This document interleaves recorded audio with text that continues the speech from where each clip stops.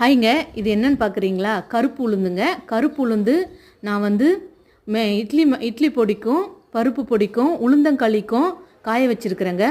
ஒரு 15 கிலோ பக்கம் கழுவி காலையிலே வெயில் போய்டும்னு சொல்லிட்டு முதல் வேலையாக காய வச்சுட்டேன். நம்ம வந்து ஆரோக்கியத்தோடு தூய்மையும் சேர்த்து கொடுக்கணுங்க. அதுதான் வந்து 100% நல்ல ஒரு உணவு. அதனால் 10 முறை வாஷ் பண்ணாதாங்க அது நல்லா கிளியராக ஆச்சு. வயல்லேருந்து அப்படியே நேரடியாக கொண்டு வந்ததுனால நிறைய அழுக்கு வந்து இருந்தது. கிளியராக இப்போ வந்து காலையிலே காய வச்சாச்சு.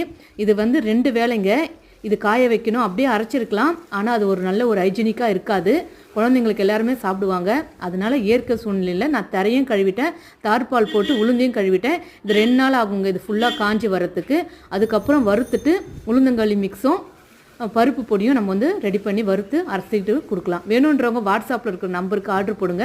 இது வந்து இட்லிக்கு தோசை பொடியாக தூவிக்கலாம், சாதத்துடன் கலந்து சாப்பிடலாம். ரொம்ப நல்லா இருக்குங்க. வேணுன்றவங்க வாட்ஸ்அப்பில்